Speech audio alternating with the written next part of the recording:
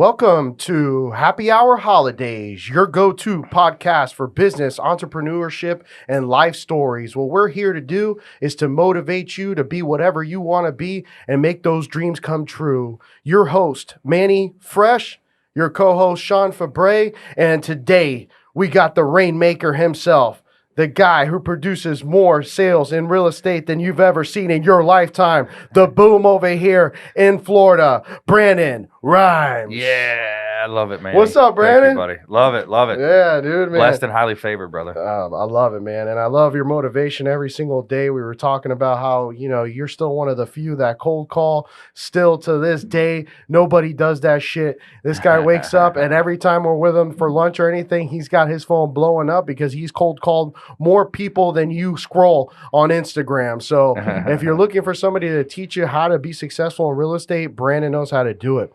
Going back to the early days, Brandon, I mean, what gave you this motivation to be a successful, business person, entrepreneur, and to have this drive? Like, what was it early on in your childhood that really got you to this point? Yeah, I was an oldest sibling in the family, and my dad was a very strong influence as far as business goes. So we grew up in the family business, which was lawn maintenance and foreclosure cleanup. And so I think, work ethic came in early with me and my brothers, because if we weren't playing a sport, we were working with dad. So we would figure out a way to be involved in a sport so we didn't have to work with dad. And he was a tough-nosed son of a gun. He came from a pretty hard school district, and he brought that winning mentality. They were state champions when he was younger, and then he brought that mentality into our football. And I was a quarterback on the team, so as the quarterback, you're naturally the field general. You're the leader on the field. And we won a lot of games. We beat a lot of teams. We went undefeated.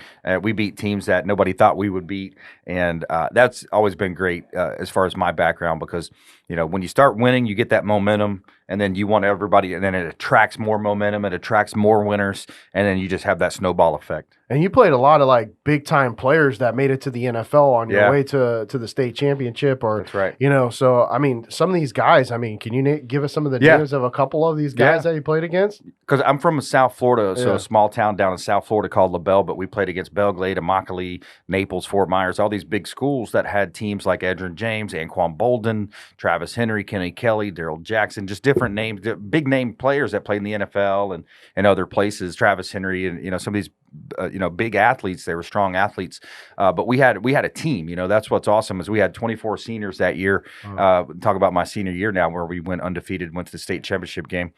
But so the original question is about the motivation. I've always been kind of a self-starter and a motivate, and I just remember Dad saying, hey, when you're walking from a job to a next job or one part of the house to the other, he would say, walk with a purpose, pick that step up. We got a certain amount of deals we got to get done today. And, just had that momentum, that cadence to it. Yeah, and it kind of influenced, going into sports and then business. So, I mean, with your sports life, I mean, what made you pick quarterback when you were kind of starting out? And then when did you start like playing football? Yeah, I was 9-10 years old. We played in 1987. We were in the Pop Warner Super Bowl #1. So so this guy, all he did was winning, dude. The very first Super Bowl, man. It was pretty cool. And we played, and we won the state of Florida, won the state championship, and then we went to Atlanta. We played the Atlanta Colts and got beat by a team that had, far more athletes to choose from. Back then you had the age group and the weight class. Yeah. They were all at the top weight. I think it was like 107 because you got a half a pound a week for growth. Yeah. So all their big boys were 107, and then you had the older lighters that could be like 1 year older, but they had to be lighter. Yeah. So they were like 65 pounds or whatever it was. And they had their max number of those guys. So the competition was hard to compete from a small town to playing Atlanta. But I freaking saw the video, man. You were no fucking joke. I mean, the swag, dude. Yeah, bro. Shrugged them off, bulldozed the other guy, and then ran for like a 60-yard touchdown, dude. Bro. I think that video was, you're probably 12 or 13. Right, yeah. I pulled out some of the old VHS clips, and I'd pull out my smartphone and just film a clip where I was running, making some moves, juking some dudes. Yeah, dude, that was awesome. That's always good to see right now, man. It's almost like, man, sometimes I wish I could go back to those days and put everything I had into sports, because my dad used to always tell me, he used to be like, bro, do you just want to wake up every day and just be able to play sports? Yeah. Or do you want to just fucking have to get a job and grind it out? I was like, Yeah. man, I should have fucking listened to the guy. I should have just dedicated every minute to be the best athlete I could have been. Yeah. So I could have done that for the rest of my life. Because not only like is it fun to play sports, but it's also about like being there with your boys, and it's like you're in a battlefield. But I mean, camaraderie. yeah. But as a quarterback, you had to be the leader. I mean, really, a lot, almost all of it fell on you. Like if you weren't in it, then the team wasn't in it. So how were you able to like keep that positive focus when you had some down games where you guys were struggling a little bit and you're like, fuck, I got to pick up my team. Yeah. And I was also kick returner, punt returner too. So it kind of brings you right to the beginning of the game, right? The ball's coming down. It's like, I got it. The tone. And then boom, so you set the tone. We couldn't call a lot of audibles back then. We just, the offense was a little bit limited. But, if I saw where I'd have, 5-10 yards on a quarterback sneak or something, I would switch it to a quarter. That was the one audible coach would let me do. That's a quarterback sneak? Yeah. Oh. And I would do it. And it was funny because our center, it was a good friend of mine, but he had a dog that got hit by a semi-truck. So I'd use that dog's name as the audible because I knew it'd piss him off. And it'd be either one or two. So it'd be to the left or the right. But anyway, so the momentum, So, I think it's just about, and this is something my dad used to say in Pop Warner. He'd say, look, he said, I don't care where they're from, what they do, what color they are. He said, if you come out that first play and you bust their ass and you hit them hard, so he'd get you motivated to get, basically strike first blood. Right, because if you strike first blood as a kid, whoa, I'm here all day. Yeah. I got to deal with this all day. So he really, had that. We had that kind of that front runner mentality, is come out, hit hard, and then of course there's strategy to it as well. For sure. And then, being the leader and being the top dog, I mean, you're going to go up there and not everybody's going to like you. I mean, how did you deal with that? Even being a kid, knowing that, hey, some of my teammates think I take it too serious or whatever. Yeah. How do you get past those years for other people out there that are like, hey, I want to be a leader, but I'm really nervous about people not liking me. Like, I want to be liked, but at the same time, it's like, you don't give a shit because you got to make it up there. So how do people deal with that? Or, young kids growing up now that want to be a leader? Yeah, I just think winning is contagious. And if you win, you get momentum. People are going to want to be around winners. And it's not a win at all costs situation. Of course, you're not cheating. You're not doing these things. But he used to always say, you don't have fun if you lose. You have fun if you win. So let's go out there and win. Let's do everything within our power to win. And that's in business. It kind of relates right now with the way that the real estate climate is right now. Yeah. Right. So a lot of businesses orders might be down. The economy shrinking in our business. The number of, just let's face it, the number of buyers and sellers that are ready, willing, and able right now are not there. The stat is 90% of Americans have less than a 6% interest rate. So, that interest rate's playing into that new buy. Can you say that again? 90% of mortgage or homeowners have less than a 6% interest rate? Holy cow. Yeah, because think about it. The Fed kept rates so low for so long, helping out. What they're doing is they're propping up their Wall Street buddies so they could go out and buy all these assets at record low cost of funds. So what happened is you had a 12 or 13-year run, I think, where we were keeping the rates at 0 to 0.25% interest, right? And that's your overnight lending rate. That's your federal funds rate, which, of course, then in turn affects mortgage and auto loans, student loans, et cetera. But, when you look at the state of the economy right now and the state of the real estate market right now, you've got to be doing something unique. You've got to be doing something different. And that's where it comes into your USP, your value proposition, your new unique selling proposition. And it also comes in the other thing that I didn't do in the early part of my career, but I do a lot better now, and our team does, is working your sphere of influence, your previous clients, staying close to those folks and adding more value to them, keeping them close, making sure that that person you sold a house to 6 months, 12 months, or a real estate property, commercial vacant land to is going to call you first, because the numbers are staggering, that they actually would, but they don't remember the person's name. Yeah, but even, I mean, your team is growing. So now in this decline, we're talking about a decline in real estate because of the interest rates. How are you growing your business and able to recruit such great agents under your team? Yeah, so I think it's about, if I'm a free agent as a realtor, so to speak, right? Just like an athlete's like, hey, I want the best team, the best situation, or I want to be in sunny South Florida if I'm over, whatever, so cold Green Bay, right? Yeah. for real estate, if I'm a free agent in real estate or a newer agent, maybe even, and I'm looking at, okay, what's the value add here? What am I getting for the split? Because that comes into play. And it comes down to the amount of tools, the amount of resources, the amount of strategy that you have as a real estate professional. So Keller Williams Realty, of course, the number one real estate company on the planet, by far. 1 in 4 transactions nationwide, worldwide, involve a real estate Keller Williams agent. Okay, wow. So it's complete and total domination, right? And there's some other worthy opponents, et cetera, but they're still not doing what we're doing, right? So if you think about Keller Williams, Gary Keller, doing it since the 80s, billion-dollar company. What he did is he launched this new line. It's called Livian. Livian Coastal Elite is my wife Lindsay and I's company. It's also a platinum MVP team at Keller Williams Realty. But Livian is this expansion model. It's a very cool, innovative approach. Gary owns 90%, Adam owns 10%. So what he did is he looked around at all of his agents nationwide, and he said, hey, what if I wanted to have an elite group, an expansion group, what would I do? So he structured this company called Livian. It's only been around for a couple of years. And Lindsay and I joined about 6 to 8 months ago, roughly. Because we saw this downturn coming, right? We saw what was happening. There's going to be less transactions. How are you going to maintain market share or even grow market share, right? And then on the flip side, with some of the other agents, they're going back to being a personal trainer, bartender, whatever they were doing, right? Hairstylist. So now it comes down to your model, your strategy, and how you can grow your business. And we're not one of these companies that buy a ton of Zillow leads or whatever. Yeah. I don't believe in that, because what happens is you spend. It's like, oh wow, you're working for that second generation deal, maybe where you get the referral 6 months later. I get it. That's what a lot of the real estate coaches talk about, Jeff Glover and them. But for Livian, going back to Livian now, because what we did is we joined Livian, and this company has a complete, it's like you've heard of that term, like business in a box, right? So you have a marketing department, we have an HR department, we have an accounting department, we have built-in coaching every Wednesday. Lindsay has a coaching call with someone who's already built a big business and sold it and got out of the business and said, hey, I'm bored, I want to get back into real estate, right? So you have the leadership, the mentoring there built in.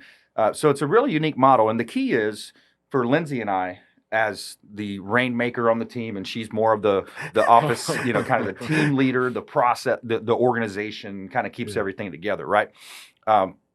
You have complementary skill sets, but for us, the least amount of time we can spend on bringing in new people, doing tedious stuff, setting up the email for the new hire, all that kind of basic stuff that can be allocated to someone else, delegated. That's what you want. And that's what we have with Livian now. So we're able to bring on agents with that same model of high producing agents with that model in mind. It's like, hey, bring your business over here, and you're not going to have to worry about all the basic stuff. Now all you have to focus on is getting new clients, taking care of your current clients, and focusing on what you're good at. And you were kind of telling us about the situation right now in the real estate market, or being a realtor, that a lot of realtors now need that value play because it's tough out there, and you need somebody who's going to provide you leads.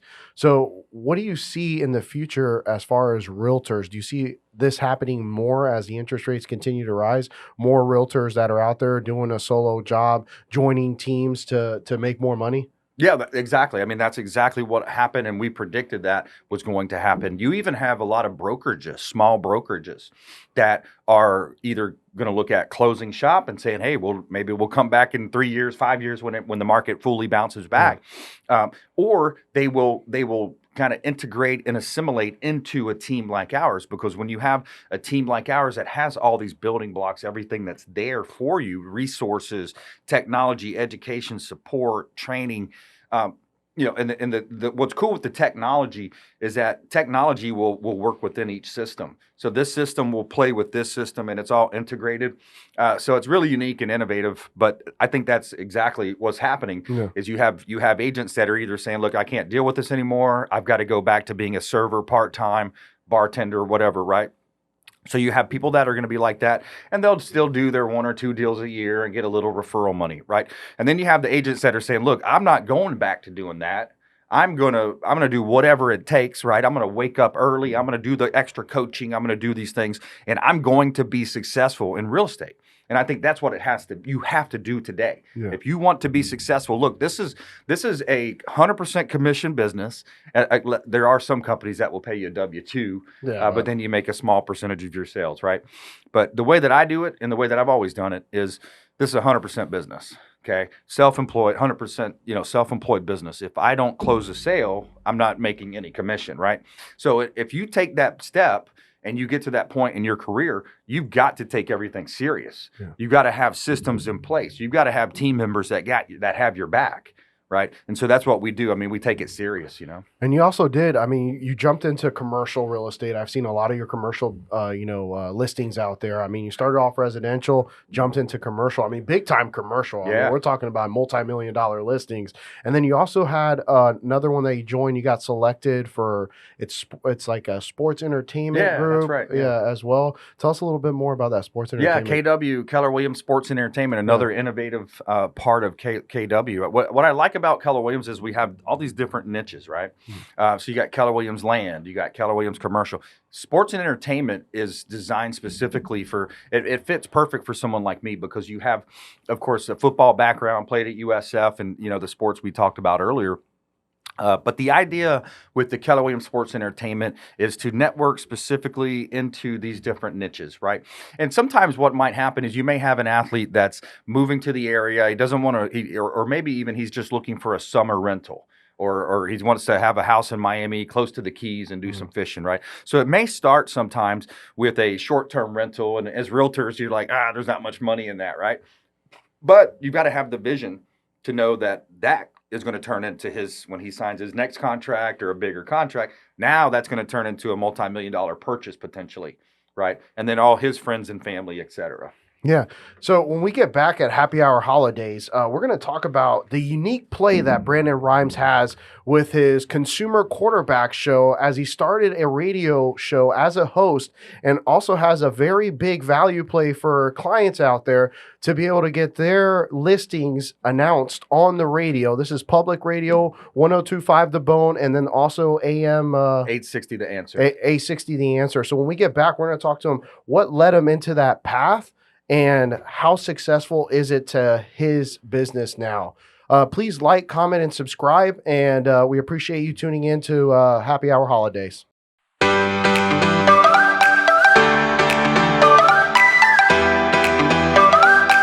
And welcome back to Happy Hour Holidaze. Please remember to like, comment, and subscribe, but we're here with Brandon Rhymes, the rainmaker of KW.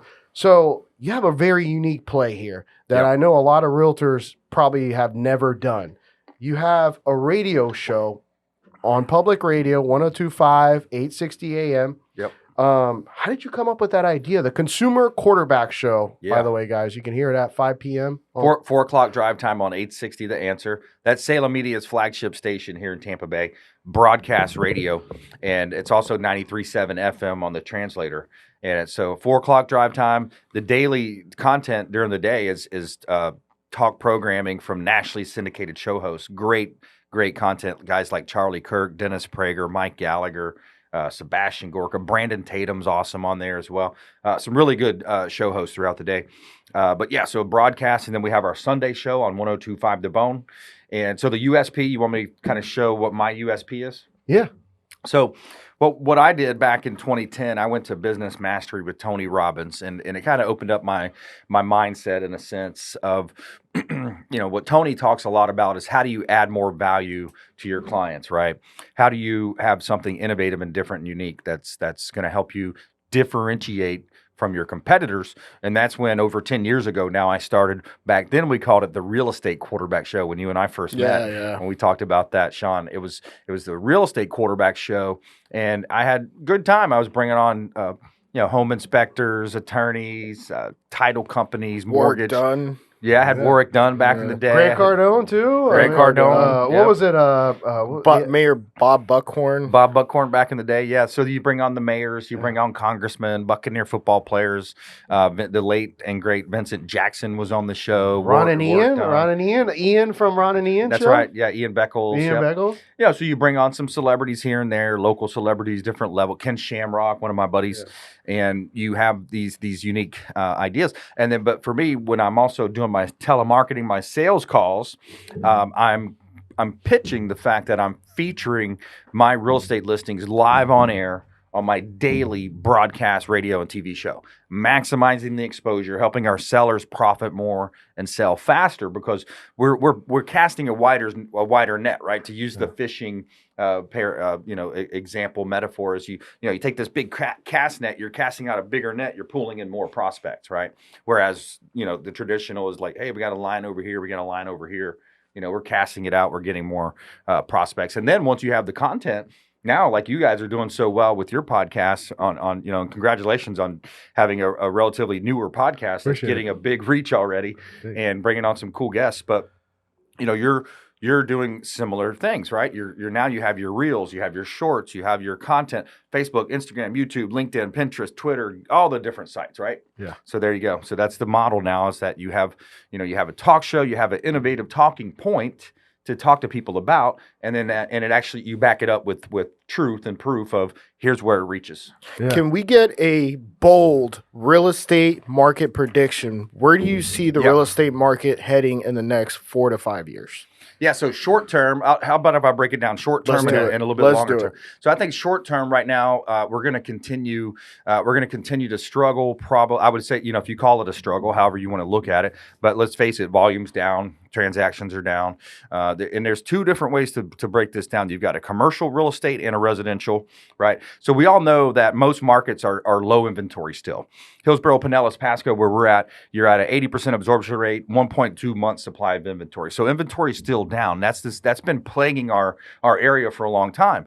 But what you also have now is a shrinking and a smaller buyer pool due to the rising rate environment that we're in, caused by the feckless leadership in D.C.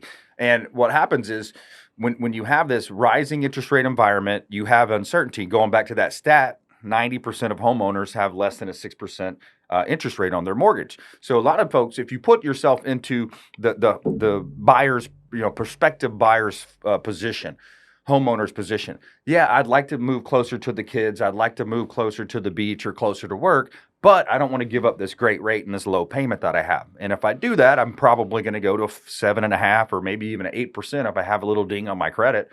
So I'm not willing to do that. What I think is going to happen, so I think over the next couple of months, that's going to potentially be the situation, because the employment numbers came in strong. They're probably going to raise rates again, and then that's going to cause, because they're trying to stamp down and tap down the inflation, right? Inflation is pretty high. Now, over the long term, what's going to happen is that I think closer that we get towards the elections, they're going to try to bring rates down, try to stimulate the economy and show more transactions and show some positive momentum going into the election year. So you'll probably have that, and who knows, we may have an election year variant as well as on the COVID. No, and when it comes to like the builders and land, I mean, is that something? Because I saw this map that was basically saying, man, we're still like well below the inventory. Like we don't have enough houses for the amount of people that are moving here. Right. So I mean, how are the builders going to keep up with this demand? Yeah. And you're right. If there's 90% of people with less than 6%, and Tampa itself has 12.3% inflation, they're thinking, if I sell this house, I get the higher rate, how am I going to afford to live and pay my mortgage? So I'd rather stay put. And it's really killing us. Aren't builders dropping their list prices? I think they are. They have to. They're doing incentivizing too, and this is something to be careful of, because of the builder, they try to get you in, and then they say, "Oh, well, if you do this, we'll give you our mortgage company will give you this discount. If you use our title company, we'll give you this discount." And I've seen people get into a situation with builders where if you're not careful, they hold all of the negotiation power. So you've got to be really careful. That's one of my strong suits is I'm a certified negotiation expert. I actually teach classes on negotiation. I teach classes on the class is called How to Win with Sellers. So how to win with sellers. But the other big kind of elephant in the room is the insurance, state of the insurance in the great state of Florida. We've had so much fraud. A lot of the underwriters and companies have pulled out of the state of Florida. So there's a big challenge there. And also, Manny, you hit on that as far as housing starts. Builders need confidence to be able to plan some of these projects. When you talk about a planned unit development, you're talking about 12, 24, 36 months out until they're actually done and they get cash flow coming in when they can sell, right? Yes, they may sell some contracts and have some cash flow coming in, but I'm talking about the CO once you get the certificate of occupancy. So once you get that CO, that's when you can close on the loan. Now they get all their funding. So it's a balancing act, right? So they have to have confidence that the economy is going to be in good shape and the interest rates are going to be fine before they start breaking ground and spending all this money. And then another challenge that I've seen from some economists talking about is the local municipalities not approving enough projects fast enough. So that it's a lot. There's a lot there, right? And I think that's the biggest one, Brandon, is it's the approval rate for permits and all that. It's just taking far too much time for them to get approvals, and it deters people from actually wanting to be builders. Even if you're talking about Joe Schmo going out there and building 3 or 4 spec homes, they're helping us get that population under control for people to purchase houses. And if you make it too difficult for them to get building permits, they're going to be like, you know what? Let me just go back to try to flip some houses. So, yeah, so exactly. one thing I didn't know that about you is that you're a certified negotiation. What was it? Expert. Yeah, CNE. So what's one tip for negotiating with? Because you said sellers, correct? That, yeah. What is one tip you can give the audience for negotiating with sellers? Yeah. So a quick negotiation tip would be to ask open-ended questions. And use minimal encouragers when you're talking to that person. Yeah, sure. And then one simple trick is to just mirror back what they say. So if you say something, if we're negotiating something and whatever you say back, if you just repeat the last 2 or 3 words that person said, what are they naturally going to do?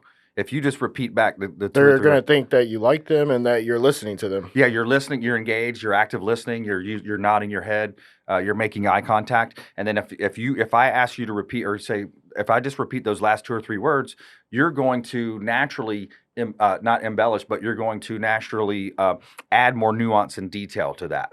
So you're going to tell me more than you actually told me the first time, right? So I'm going to try to uncover and get to the underlying reason why you said what you said. Can you give an example? Yeah, sure. So if we're talking, so when you say a seller, do you mean like somebody selling their house and you're a buyer's agent? It could be could be any position. Oh, yeah. Just any. So if I'm negotiating with a, or let's say I'm selling agent, let's say I'm selling a house. Yeah. And you're the buyer's agent. Yeah. Okay, so I guess how does the negotiation go?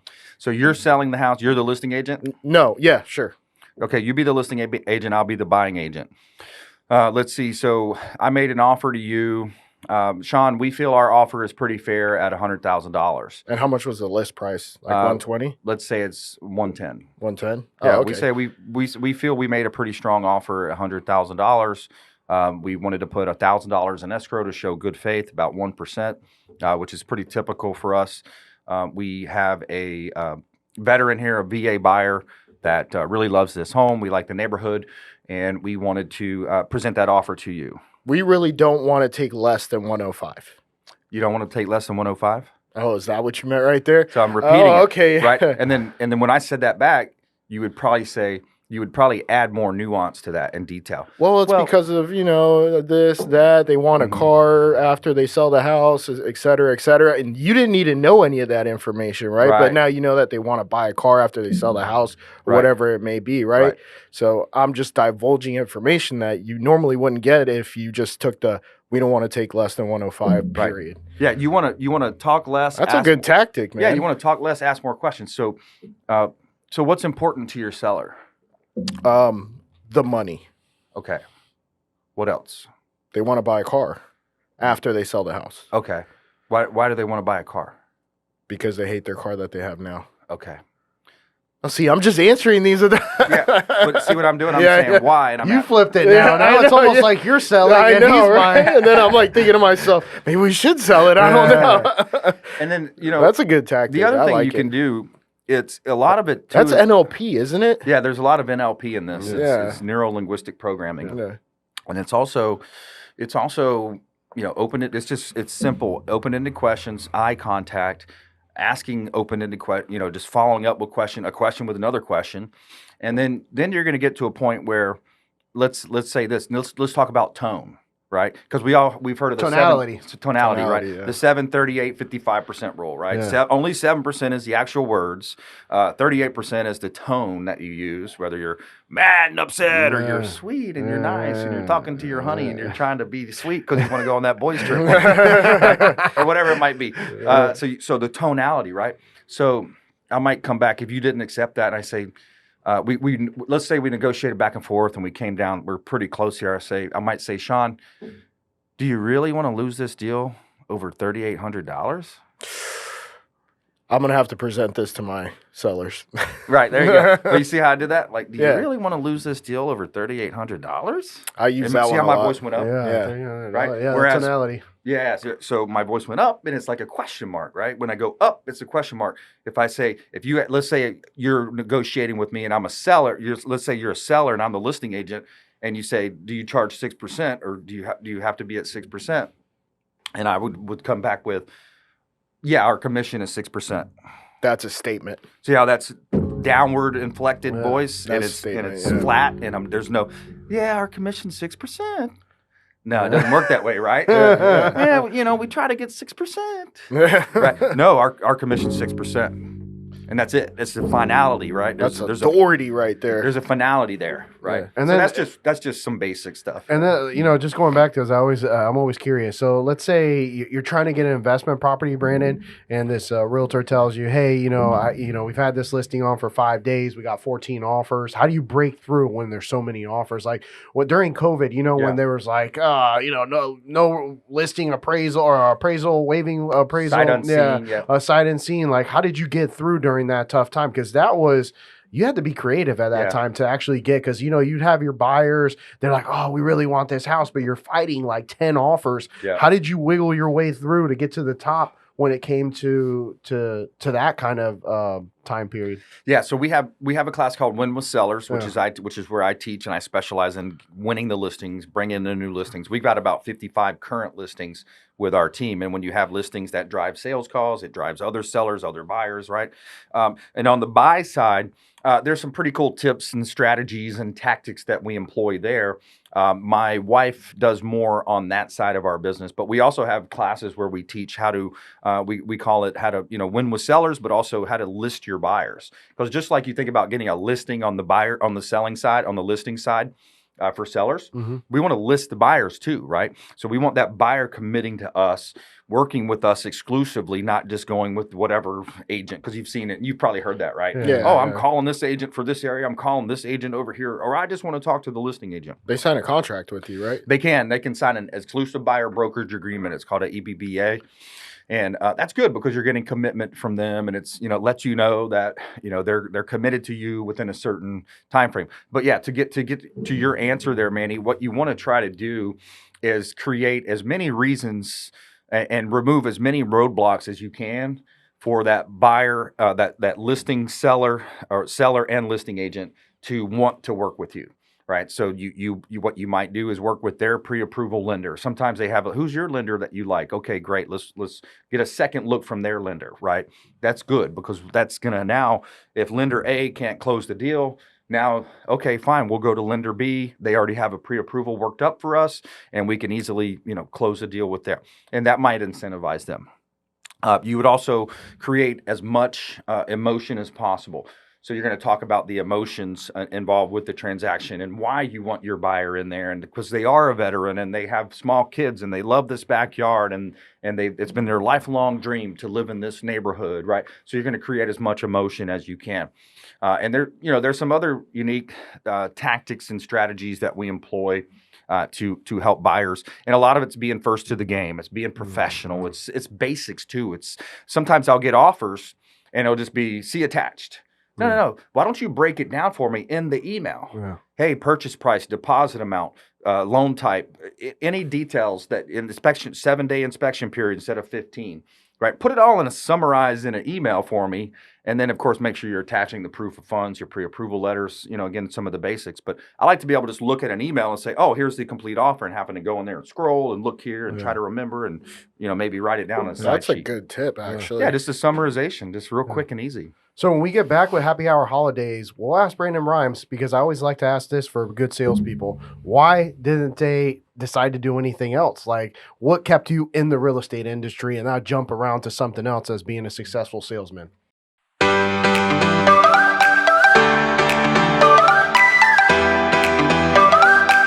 Welcome back to Happy Hour Holidaze. And just to plug us, we're your go-to podcast for business, entrepreneurship, and life stories. We want you to be successful, and we want you to have that motivation to make your dreams come true.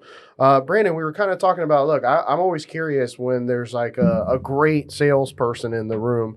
What keeps you in your industry and not, being like, hey, maybe I can make more money doing this or this? Like, what kept you for, the love in real estate overall? Yeah. So I had a early career. I was in mortgage. So I did mortgage as a mortgage broker. I was a mortgage loan officer. I also worked as an account executive for a large bank as well. So I've seen the mortgage industry from all angles. And that was my first experience into kind of your commission-based sales, right? Where you'd get, big check for, depending on how much time. Can you give us a timeline here? Yeah, that was back in 2001, because one of my first jobs out of school, I was working at the Ritz-Carlton in Naples. So it was pretty cool because I was working at a 5-star, 5-diamond hotel. And I was actually at the spa, which was a 55,000 square foot brand new spa. They charged $75,000 a year to be a member there. I mean, it's high end, right? And then they did Tiburon, the golf course across the way. Greg Norman designed the golf course. But I was a personal trainer and a assistant fitness manager in that capacity. But I had a really good knowledge I learned a lot about first class service. Working at the Ritz-Carlton. And it kind of tainted me in a way, as far as like when I go on trips now, if I stay, if I'm staying somewhere or go out to a nice restaurant, I'm like, man, my service would have been better at a Ritz, But I judge people based on, or judge my servers and just people based on that. If you're staying at a nice hotel, different places, it's like you expect a certain level of service, and I bring that level of service into our real estate business, where it's it's our pleasure to serve. Just some of the basic things. It's my pleasure. So many times people say, "Oh, no problem, no problem." Well, no, it's my pleasure, right? And so replace "no problem" with "it's my pleasure." But anyways, yeah. So that's back in 2001, whenever 9/11 happened, and so I got into mortgage sales because hospitality shut down. I mean, people weren't jumping on planes back then. So then I got into that, and my dad was always saying, "Hey, get your mortgage broker license. Get your real estate license." He kind of pushed me in that direction, and it made sense. I was like, "Okay, great. So let's move up the ladder here. Who's giving mortgage brokers deals? Oh, the real estate agent does." Right. So that's when I got into real estate, and yeah, I love commission-based sales. I love getting out there, making it happen. And the freedom that you have with it, and also building a team has been a big game changer. Once my wife joined me in the real estate business, probably 4 or 5 years ago now. Yeah. And then, with the whole talk of Chat GPT and, AI and all that kind of stuff, have you had has that had any influence on your business to make it simpler or to help out? Maybe listing description, something like that? No, I don't mess with that. We just had our risk aversion class with Keller Williams. Our ownership group has about 1,000 agents in it, and they're a great group. And we just had this class they make us take. It's called mandatory risk aversion. It's all the things to be careful of, because realtors get sued at an alarming high rate. They get sued over different things. But if you start using AI and putting that in your description, and you say the wrong thing or you word something wrong or incorrectly, then you can come back and say it's gonna come to you, right? Yeah. Oh, the computer wrote it or AI wrote it. Nope, you're the one that signed off on it. Yeah. So AI that hasn't affected me a whole lot. No. Yeah, I gotcha. Yep. So when it comes to this whole podcast is run on AI. There you go. Not even kidding. Yeah, well, that's good for that kind of thing. Yeah, right? for this. And then we use that. See what AI is meant to do is supposed to be your helper. Once you write your own description, then you plug it into ChatGPT and you tell it, "Hey, make this sound more elaborate and more professional, because we're not writers, right? Yeah. We're not. We didn't go to college for writing. We're not creative writers. Maybe some of us are, but then, writers don't make money. So once it spits it out, you're supposed to look through it before you just make it your finalized property description. It actually helps and saves time, man. I think it is something that you should consider.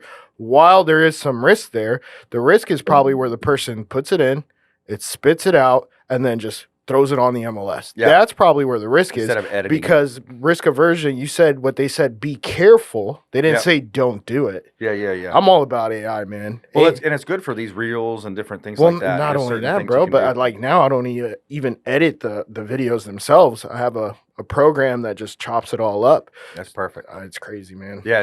Certain things like that. And it's cheap. It works well. Yeah, definitely. And I'm pro AI. There you go. But when we talk about, just the older generation to today's generation, what are the biggest flaws we're seeing in the workforce? Between what people used to do with the cold calling, and I was kind of going back to that. I was telling you that a lot of people don't do that. So, and I feel like it's going to fade more and more as we continue to evolve in this generation, because everybody just wants to text. What are the biggest differences from when you started real estate, when you first got into it, to now? Yeah. Wow. Okay. Yeah. Technology has made a big change. There's definitely a lot in technology, and I think as far as cold calling, calling those FSBOs, those expired leads, those cancels, you're still going to have that personality type, those certain people that are going to call. And it's funny because a lot of times they'll say, "Oh, you're the 8th person or 11th person to call me."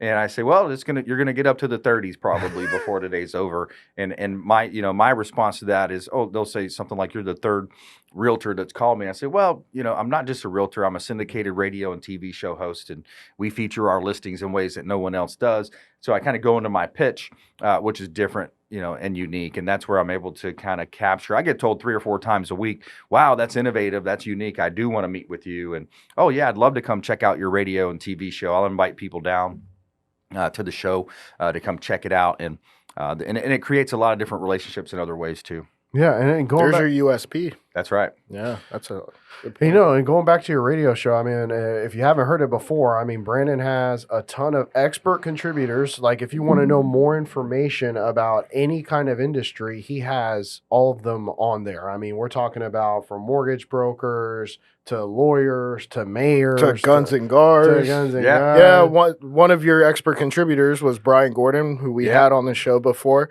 The guy was a great guest. That's for sure. Yeah, Brian does a lot for veterans. We're co-sponsoring a race coming up in November as well. November 18th, right? Veterans OTS race. for vets. Yeah, we're doing that too. Good. Yeah. Yeah, he does a lot. We love supporting, the good folks like that in the community. And Thomas King is a mutual connection there with Florida Firearms. He's always such a great guy in the community, and he put us in touch. So it's not just about mortgages and real estate. You have lawyers on there.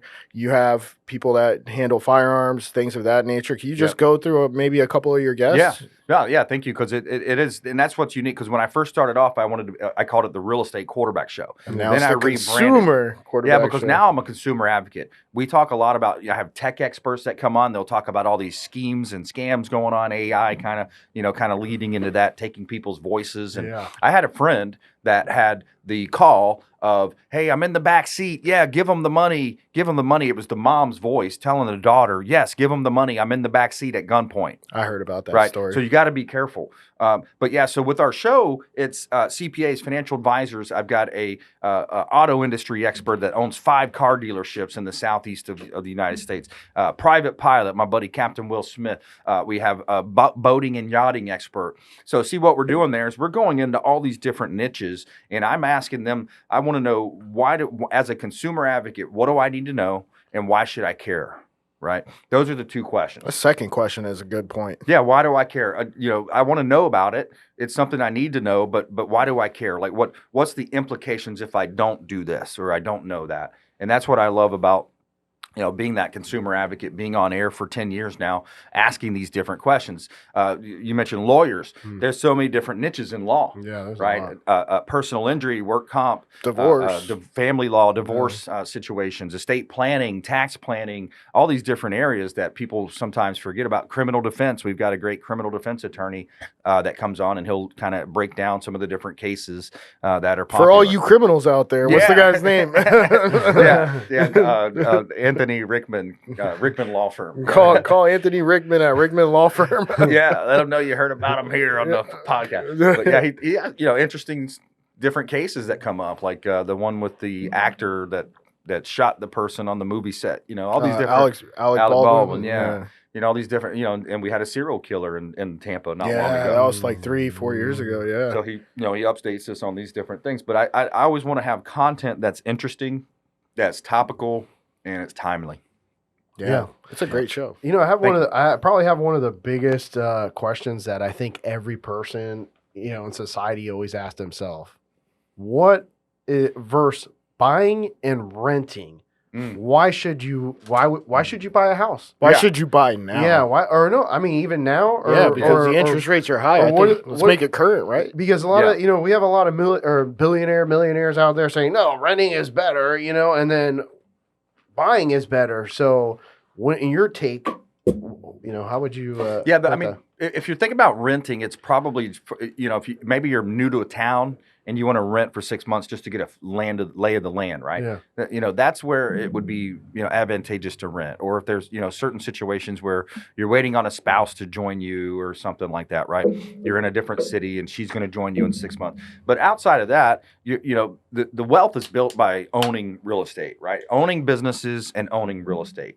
And the more write-offs you have, that's why you have that side hustle business. Maybe you're buying things online or buying clothes from different places, selling them online, right? Now you got all these write-offs. But as far as real estate goes, you're able to own for less than you can renting, even at rates that we're seeing right now. And then you can also do buy downs on the rates and get a lower rate. You can lock that rate down. And then also, the rates will come down at some point. I think, there's nowhere for them to go. Once we see this continued hike, I think it's going to hike up a little bit more and then come down. But yeah, you'll see that happen. And when you're owning real estate, think about it from a perspective of building a family and building wealth and having that pride in home ownership. I think there's a lot to be said for it's kind of, I've heard it referred to as the tragedy of the commons, right? If you see this in inner cities, right? They're all renters in a certain area.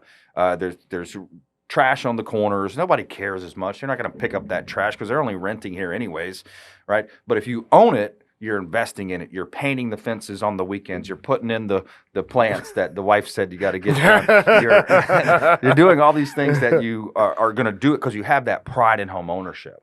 And I think that's what that's part of the American dream. I think the American dream could be different for different people, but it's home ownership is one. I think owning a business is the American dream. And, we're starting to lose a sense of that. And also, I mean, to your opinion, Brandon, when it comes to really getting the most out of your money, I mean, I know a lot of people get scared, but I think, in my opinion, I feel like if you bought a piece of land and built a house, the equity you're going to have in the long run compared to what you're going to have if you go out there and buy a retail home from a builder. I mean, if there's people out there and they're a little nervous about, hey, maybe I want to buy a piece of land to build a house. I mean, what's your advice to them when it comes to buying something brand spanking new and paying retail price or giving yourself a chance with a piece of property and building a house? Yeah, custom built. That's what we did. My wife and I did. So we've done that, and it's yes, it can be a taxing process. It can be frustrating, but I think it's worth it. I think that if you buy the dirt, you build what you want. You can have all of the different additions and all the little different things that you've always wanted, right? Yeah. Hey, I've always wanted this man's cave or whatever you call it, right? Yeah. All these different things that you can add in, and you can design it, and yes, and the more involved that you are with the process. And the more hands-on and the more intelligently you can structure the contracts, then those are tips I'll be happy to help people with, because if you have change orders and all these different things, it can cost you more in the long run with builders, and it's always going to take longer than they say it's going to take. That's just something's going to happen. And then you mentioned also retail builds. So these are your big national builders that are slamming properties out fast as they can. If you're buying one of those, make sure you have your own independent home inspector. A lot of people don't know that they can do that, or they just take the builder's word for it. Oh, you may not need it. We have our own inspectors. Have your own inspector inspect those properties and then the other thing is the resale properties, right? So inventory's low. Buy that piece of dirt that you like. Have that long-term vision, that long-term plan. And then also you have construction to perm financing too, which is a little bit different than the other, traditional buying. For sure. So when we get back, I want to, we live in beautiful. 4 minutes left. Oh, okay. I went like this. Oh, okay. All right. Well, are we filming one more? Yeah. Isn't it? Yeah. I mean, for bonus episodes, it's usually only 3. Oh, okay. Well, whatever you want to do. But anyways, let's just go into it right now. Whatever you guys want. Yeah, going into... you want to get lunch, right? Yeah, we get lunch after. Yeah. Yep. All right, well, just real quick on to ask Brandon. I know we live in beautiful Tampa Bay, and there's a lot of houses on the water. You live on the water too, Brandon.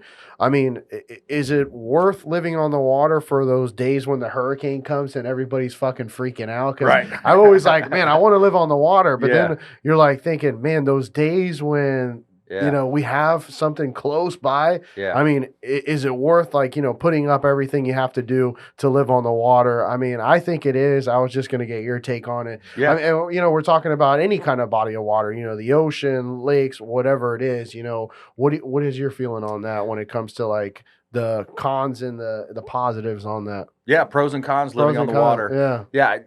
Insurances are gonna be a major indicator of budget wise if you can afford it or not.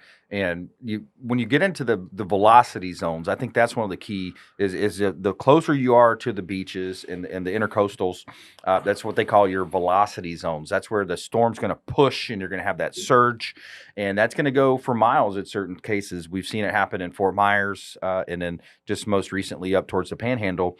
And that's where, we kind of have almost, in a sense, the best of both worlds. We're waterfront, but we're on a lake. Yeah. Lake Tarpon is a large lake. It's 2,500 acre lake, but it's not tidal. You're not getting those tidal surges, right? Yeah. So it's a controlled body of water. We are waterfront. We're built up to a certain elevation. The elevation is going to be a key determinant of how much flood you're going to have if there is a flood, the rising water situation. I think, look, we live in Florida. It's a great place to be within your budgets. You just kind of look at where you want to be within your budgets. A lot of people love to just jump on the boat. They're now in the Gulf of Mexico. You're out there fishing for grouper, snapper, whatever. That's the Florida lifestyle. I think a lot of people still love that. Yeah, and just going back to, it's been awesome having you on, Brandon, and to all these business entrepreneur people out there trying to make their dreams come true. What can you tell them, or what are your final words to these people? Yeah. Look, in any business, there's good, better, and best, right? And you want to be able to say that you're the best in your business. So how do you do that? It's going to take time in some places, and it's going to take an investment in education. One of the things I've always done with my career is I've always been listening to podcasts, reading books, getting into the details of what it takes to be successful. Because if you can do that, if you can separate yourself from the average, ordinary, basic realtors that are doing all the traditional and basic stuff, basic marketing, and you can say, hey, here's my USP, here's what I do that's different, here's why you want to join my team, here's what we're going to do for you, because it comes down to adding value. The more value you can add to the client, the more that you can differentiate yourself from the other competitors, because I think real estate's probably the most competitive industry, right? At one hand, you think about like personal injury lawyers because you see these billboards and stuff, but you still, at that point, you had to pass the bar, you had to be an attorney. A realtor has a lower barrier. It's like a 62-hour class, right? And that's something to look at, is just investing in yourself, investing in growing your business, and finding a mentor that can help you do it. Gotcha. And, we really appreciate Brandon Rhymes coming on Consumer Quarterback Show. Listen to this. This is going to be one of our bonus episodes. Like, comment, and subscribe. Thank you for listening to Happy Hour Holidaze.